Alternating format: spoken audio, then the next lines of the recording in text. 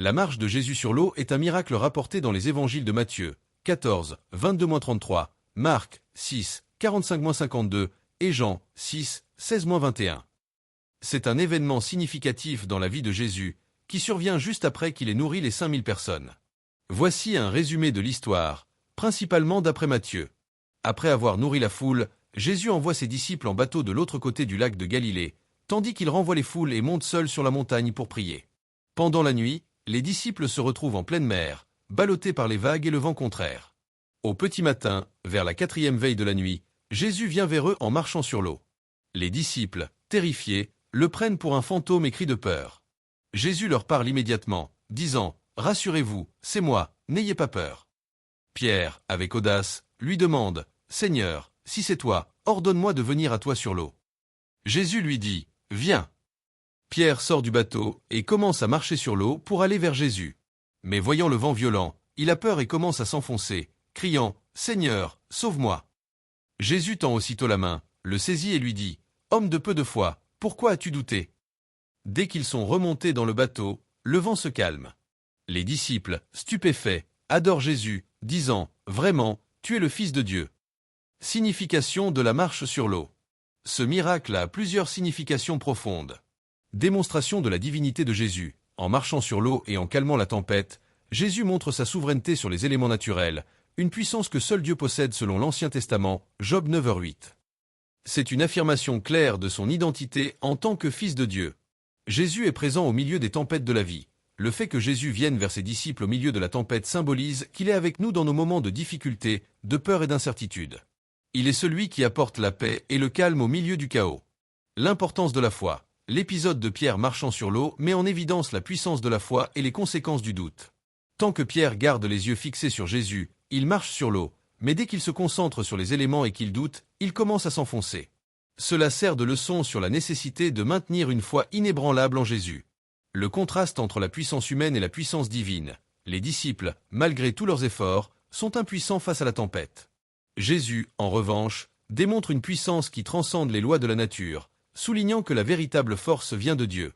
La marche de Jésus sur l'eau est un témoignage puissant de sa nature divine, de sa compassion pour ses disciples et de l'importance de la foi en lui. Les réactions des disciples. Les évangiles nous décrivent plusieurs phases et types de réactions chez les disciples, allant de la peur primale à la compréhension admirative. 1. La peur et la méprise.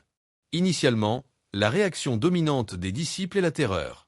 Ils sont en pleine nuit, au milieu d'une tempête, et ils voient une figure s'approcher d'eux en marchant sur l'eau. Leur première pensée ne se tourne pas vers un miracle divin, mais vers le surnaturel menaçant. C'est un fantôme. Matthieu 14h26, Marc 6h49. C'était une croyance répandue à l'époque, et face à l'inexplicable et à l'effrayant, leur esprit a immédiatement pensé à un esprit malveillant ou à une apparition effrayante. Ils étaient déjà épuisés par la lutte contre les éléments, et cette vision n'a fait qu'accroître leur angoisse. Ils crient de peur, Matthieu 14h26, Marc 6h49. Leur réaction est purement viscérale. La peur les submerge, les faisant crier d'effroi. Cette réaction initiale est très humaine. Face à l'extraordinaire qui défie toute logique et toute expérience, la peur est souvent la première réponse. 2. Le soulagement et l'identification. C'est à ce moment que Jésus intervient, calmant leur frayeur par sa voix et son identité. Rassurez-vous, c'est moi, n'ayez pas peur. Matthieu 14h27, Marc 6h50, Jean 6h20. Cette phrase est cruciale. Le « c'est moi », en grec, ego eimi, est une expression qui, dans la Bible, peut évoquer la déclaration divine de l'existence de Dieu, « je suis ». En se révélant, Jésus ne fait pas que dissiper leur méprise, il commence à révéler sa nature. Le calme revient progressivement. Le simple fait d'entendre sa voix et de comprendre que c'est bien leur maître apporte un début de soulagement. 3. La foi audacieuse et le doute de Pierre. L'épisode de Pierre est un zoom sur l'un des disciples et sur les complexités de la foi. « Seigneur, si c'est toi, ordonne-moi de venir à toi sur l'eau. » Matthieu 14h28. C'est une réaction d'une audace incroyable, mêlée d'une foi sincère mais encore imparfaite. Pierre veut vérifier, mais il veut aussi participer au miracle, montrer sa foi et sa proximité avec Jésus. Il est le seul à tenter l'expérience. Il commence à marcher, Matthieu 14h29. Tant que ses yeux sont fixés sur Jésus, Pierre réalise l'impossible. C'est une démonstration vivante du pouvoir de la foi. La peur et le doute, Matthieu 14h30. Malheureusement, Pierre ne maintient pas son regard et sa concentration sur Jésus. En voyant la violence du vent et des vagues, la peur du danger physique le submerge. Son regard quitte Jésus, son doute grandit, et il commence à s'enfoncer. Cela illustre parfaitement la fragilité de la foi humaine face aux circonstances. L'appel à l'aide, Matthieu 14h30. Même en s'enfonçant, Pierre fait preuve d'une foi persistante en criant à Jésus. Il sait que seul Jésus peut le sauver. La réprimande douce de Jésus, Matthieu 14h31. Homme de peu de foi, pourquoi as-tu douté? Ce n'est pas une condamnation sévère, mais une observation qui met en lumière la faiblesse humaine et l'importance de la confiance totale. 4. L'adoration et la compréhension profonde. Une fois que Jésus et Pierre sont remontés dans le bateau, la tempête se calme instantanément. C'est le point culminant de la réaction des disciples. L'étonnement profond, Marc 6h51. Marc insiste sur leur extrême étonnement et sur le fait que leur cœur était endurci, ce qui peut signifier qu'ils avaient du mal à saisir pleinement la signification des miracles.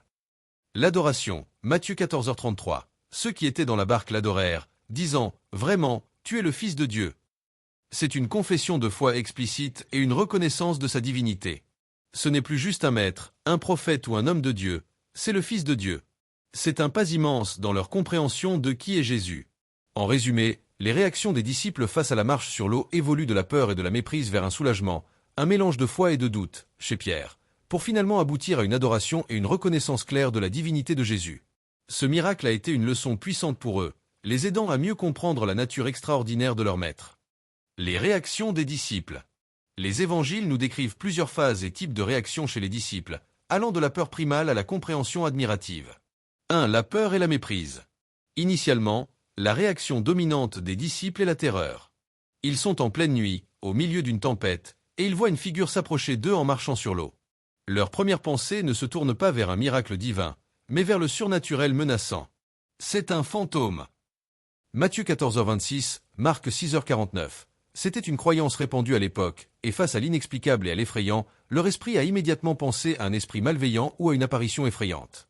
Ils étaient déjà épuisés par la lutte contre les éléments, et cette vision n'a fait qu'accroître leur angoisse. Ils crient de peur, Matthieu 14h26, Marc 6h49. Leur réaction est purement viscérale. La peur les submerge, les faisant crier d'effroi. Cette réaction initiale est très humaine. Face à l'extraordinaire qui défie toute logique et toute expérience, la peur est souvent la première réponse. 2. Le soulagement et l'identification. C'est à ce moment que Jésus intervient, calmant leur frayeur par sa voix et son identité. Rassurez-vous, c'est moi, n'ayez pas peur. Matthieu 14h27, Marc 6h50, Jean 6h20. Cette phrase est cruciale. Le « c'est moi » en grec, ego eimi, est une expression qui, dans la Bible, peut évoquer la déclaration divine de l'existence de Dieu, « je suis ». En se révélant, Jésus ne fait pas que dissiper leur méprise, il commence à révéler sa nature. Le calme revient progressivement. Le simple fait d'entendre sa voix et de comprendre que c'est bien leur maître apporte un début de soulagement. 3. La foi audacieuse et le doute de Pierre. L'épisode de Pierre est un zoom sur l'un des disciples et sur les complexités de la foi. « Seigneur, si c'est toi, ordonne-moi de venir à toi sur l'eau. » Matthieu 14h28. C'est une réaction d'une audace incroyable, mêlée d'une foi sincère mais encore imparfaite. Pierre veut vérifier, mais il veut aussi participer au miracle, montrer sa foi et sa proximité avec Jésus. Il est le seul à tenter l'expérience. Il commence à marcher, Matthieu 14h29. Tant que ses yeux sont fixés sur Jésus, Pierre réalise l'impossible. C'est une démonstration vivante du pouvoir de la foi. La peur et le doute, Matthieu 14h30. Malheureusement, Pierre ne maintient pas son regard et sa concentration sur Jésus. En voyant la violence du vent et des vagues, la peur du danger physique le submerge. Son regard quitte Jésus, son doute grandit, et il commence à s'enfoncer. Cela illustre parfaitement la fragilité de la foi humaine face aux circonstances. L'appel à l'aide, Matthieu 14h30. Même en s'enfonçant, Pierre fait preuve d'une foi persistante en criant à Jésus. Il sait que seul Jésus peut le sauver. La réprimande douce de Jésus, Matthieu 14h31.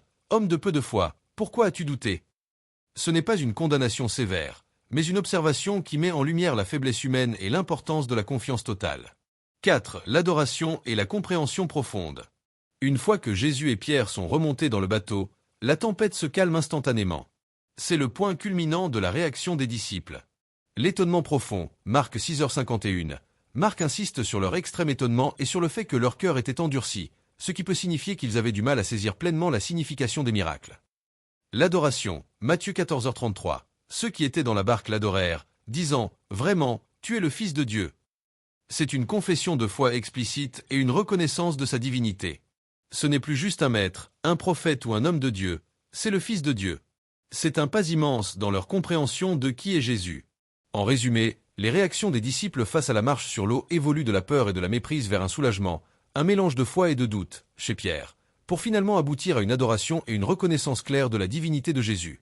Ce miracle a été une leçon puissante pour eux, les aidant à mieux comprendre la nature extraordinaire de leur maître.